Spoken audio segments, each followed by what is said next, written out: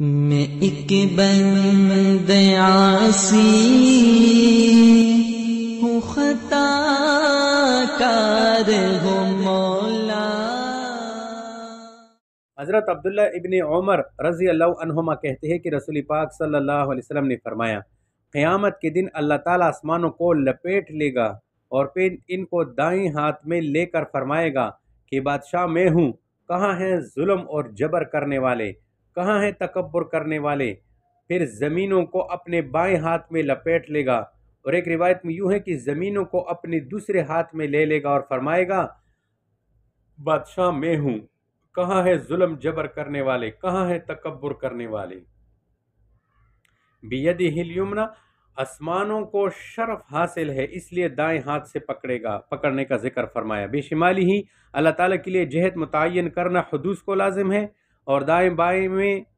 جہت کا شائبہ ہے۔ نیز بائیں ہاتھ کو عرف عام میں اور وہ عظمت حاصل نہیں ہے جو دائیں کو حاصل ہے، لہٰذا اللہ تعالیٰ کے ہاتھ پر شمال کا اطلاق نہیں ہو سکتا۔ یہی وجہ ہے کہ اس روایت میں شمال کے اطلاق کے بعد راوی کہتے ہیں کہ ایک روایت میں بیدہ الاخری یعنی دوسرے ہاتھ کا اطلاق ہوتا ہے، شمال کا نہیں ہے۔ بہرحال اس حدیث میں بھی اللہ تبارک و تعالیٰ قیامت کے دن یہ ظالم متکبر لوگوں کو پکاریں گے کہ کہاں ہو، اب نکل آؤ۔ کسی کے اندر جرت نہیں ہوگی، سب کا کڑا حساب ہوگا قیامت کے دن۔ الفصل الاول عن انس رضی اللہ عنہ ان رسول اللہ صلی اللہ علیہ وسلم قال لا تقوم الساعة حتى يقال في الأرض الله الله، وفي رواية قال لا تقوم الساعة على أحد يقول الله الله، رواہ مسلم۔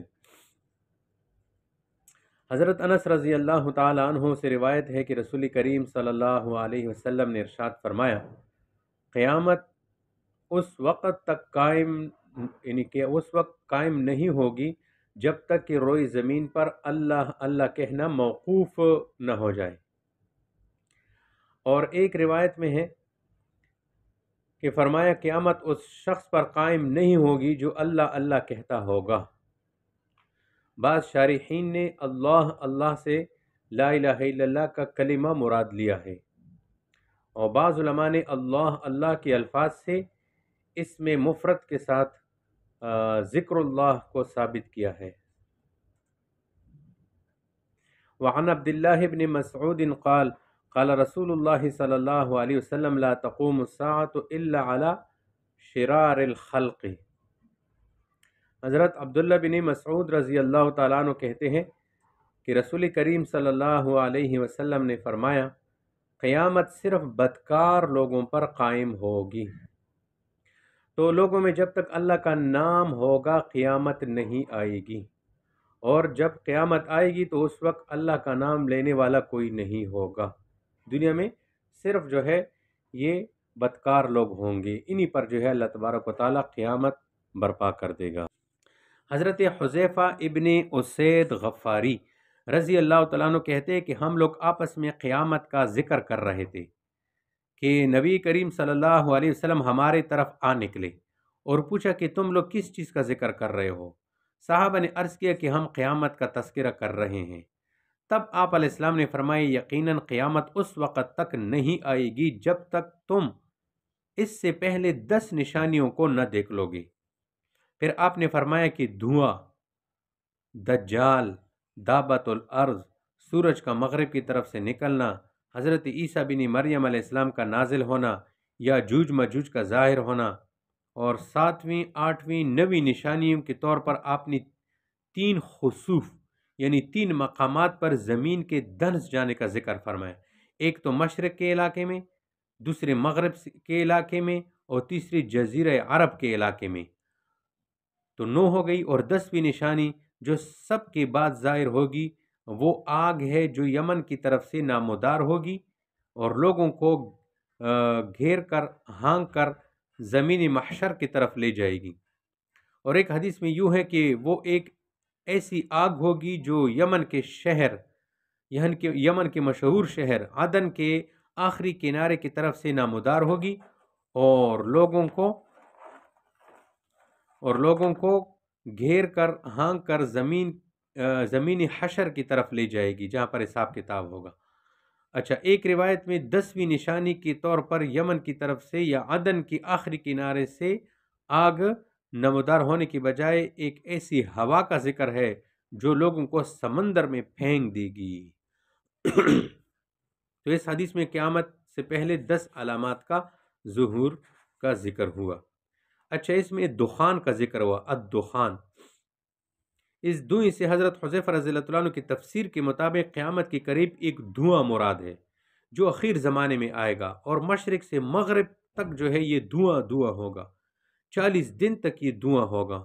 مسلمانوں کو صرف زکام کی کیفیت ہو جائے گی، مگر کفار اس دھوئیں سے بے ہوش ہوں گے، جیسے قرآن کریم میں اس دھوئیں کا ذکر ہے،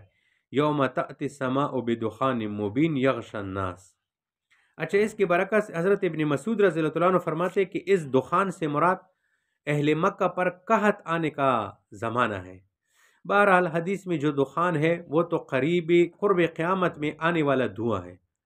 البتہ آیت کی تفسیر میں اہل مکہ کا قحط لینا بعید نہیں ہے بلکہ ممکن ہے۔ اور یہ دابتن، بعض علماء نے لکھا ہے کہ خروج دابہ 3 زمانوں میں ہوگا، یعنی زمین سے وہ جو جانور نکلے گا وہ 3 زمانوں میں ہوگا۔ ظہور مہدی کے زمانے میں خروج ہوگا اس کا، پھر نزول عیسیٰ علیہ السلام کے زمانے میں ہوگا، پھر طلوع شمس کے وقت جو ہے ہوگا۔ اور یہ جو قعر کا لفظ ہو گیا حدیث میں، قعر یہ گہرے گڑھے اور دور دراز حصے کو قعر کہتے ہیں۔ اور عدن جو ہے یمن میں ایک بڑے شہر کا نام ہے، یعنی عدن کے دور دراز حصے سے آگ نکلے گی۔ الی المحشر، عام روایت میں ہے کہ قیامت کے حساب اور کتاب اور لوگوں کو اکٹھا ہونے کا مقام محشر، جہاں پر لوگوں کو اکٹھا کیا جائے گا، سرزمین شام میں ہوگا، لہٰذا المحشر سے مراد یہاں شام کی سرزمین ہے۔ حضرت جابر ابن عبداللہ رضی اللہ تعالیٰ عنہ کہتے ہیں کہ حضرت عمر فاروق رضی اللہ تعالیٰ عنہ نے جس سال وفات پائی اس سال کا ذکر ہے کہ مرنے سے پہلے کہ کسی نے کہا کہ ٹڈیاں ختم ہو گئی۔ حضرت عمر رضی اللہ عنہ ٹڈی دل نہ آنے سے سخت غمگین ہو گئے، پھر انہوں نے ایک سوار یمن کی طرف، ایک سوار عراق کی طرف اور ایک سوار شام کی طرف بھیجا تاکہ وہ پہنچ کر لوگوں سے دریافت کرے کہ آیا کسی شخص نے کچھ ٹڈیاں دیکھی ہیں یا نہیں۔ چنانچہ جس سوار کو یمن بھیجا گیا تھا وہ ایک مٹھی ٹڈیاں لے کر حضرت عمر رضی اللہ عنہ کے پاس آیا اور ان کے سامنے وہ ٹڈیاں ڈال دی۔ حضرت عمر رضی اللہ عنہ نے یہ ٹڈیاں دیکھی تو خوشی سے اللہ اکبر کا نعرہ بلند کیا، پھر فرمایا، میں نے رسول کریم صلی اللہ علیہ وسلم کو یہ فرماتی ہوئی سنا ہے کہ اللہ تبارک و تعالیٰ نے حیوانات کی 1000 قسمیں پیدا کی ہیں، ان میں سے 600 دریا میں ہیں اور 400 جنگل میں ہیں، اور جب قیامت آنے کو ہوگی تو ان میں سب سے پہلی ٹڈیاں ہلاک ہوں گی۔ چنانچہ جب ٹڈیاں ہلاک ہوں گی تو پھر حیوانات کی دوسری قسمیں بھی اس طرح پے در پہ ہلاک ہونا شروع ہو جائیں گی، جس طرح موتیوں کی لڑی کھل جاتی ہے اور موتی پھر پے در پہ گر کر بکھرنے لگتے ہیں۔ اس روایت کو بیہقی نے شعب الایمان میں نقل کیا ہے۔ تو 1000 مخلوق میں ٹڈیوں کا مکمل خاتمہ یہ قیامت کی علامت ہے۔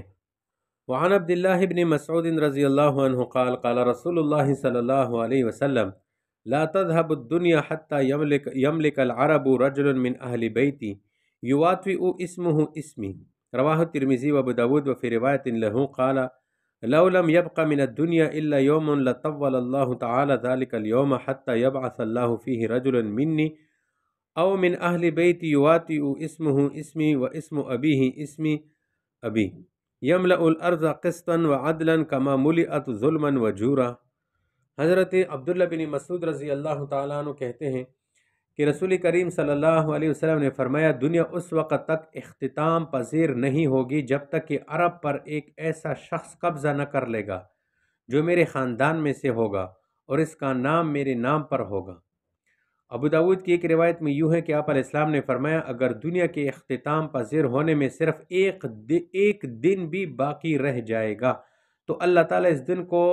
طویل دراز کر دے گا، یہاں تک کہ پروردگار میری نسل میں سے، یا یہ فرمائے کہ میرے اہل بیت میں سے ایک شخص کو بھیجے گا جس کا نام میرے نام اور جس کے باپ کا نام میرے باپ کے نام پر ہوگا، اور تمام روئے زمین کو عدل و انصاف سے بھر دے گا، جس طرح اس وقت سے پہلے تمام روئے زمین ظلم سے بھری تھی۔ تو عدل و انصاف کے علمبردار مہدی علیہ السلام کا ظہور جو ہے وہ ضرور ہوگا۔ اور عن ام سلمۃ رضی اللہ تعالی عنہ قالت سمعت رسول اللہ صلی اللہ علیہ وسلم یقول المہدی من عطرتی من اولاد فاطمہ۔ حضرت ام سلمہ رضی اللہ تعالیٰ عنہ کہتی ہے کہ رسول کریم صلی اللہ علیہ وسلم کو یہ فرماتی ہوئی سنا کہ مہدی میرے عطرت میں سے اور فاطمہ کی اولاد میں سے ہوں گے۔ وعن ابی سعید الخدری رضی اللہ عنہ قال قال رسول اللہ صلی اللہ علیہ وسلم المہدی منی اجل الجبہت اقن الانف یملأ الارض قسطا وعدلا کما ملئت ظلما وجورا یملک 7 سنین، رواہ ابو داود۔ حضرت ابو سعید خدری رضی اللہ تعالیٰ عنہ کہتے ہیں کہ رسول کریم صلی اللہ علیہ وسلم نے فرمایا مہدی میرے اولاد میں سے ہوں گے، روشن اور کشادہ پیشانی اور ناک اونچی ناک والے ہوں گے، اور روئی زمین کو انصاف اور عدل سے بھر دیں گے جس طرح کہ وہ ظلم اور ستم سے بھری تھی۔ وہ 7 برس تک روئی زمین پر برسر اقتدار اور قابض رہیں گے۔ وعنہ عن النبی صلی اللہ علیہ وسلم فی قصة المہدی قال فیجیء الیہ الرجل فیقول یا مہدی اعطنی اعطنی قال فیحث له فی ثوبہ ما استطاع ان یحملہ، رواہ ترمذی۔ حضرت ابو سعید خدری رضی اللہ تعالیٰ عنہ نبی کریم صلی اللہ علیہ وسلم سے حضرت امام مہدی کے واقعہ کے سلسلے میں یہ بھی نقل کرتے ہیں کہ آپ علیہ السلام نے فرمایا کہ مہدی